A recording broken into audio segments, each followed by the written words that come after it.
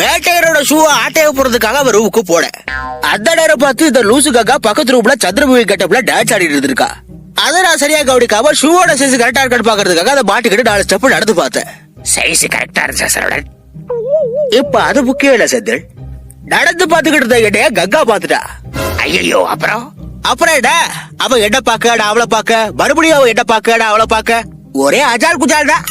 சரவணன் இல்ல அது வந்து செந்தில் 2 பேரும் பாத்துக்கிட்டே இருந்ததுனால அப்படியே லவ் ஆயிடுச்சா சார். செருப்பு பிஞ்சிரும் அவைய பொண்டாடிடா. பொறுமையா செந்தில், அவன் சொன்னது கங்காவை கிடையாது சந்திரமுகியா இல்ல? ஆமா சார், சந்திரமுகி தான் சார்.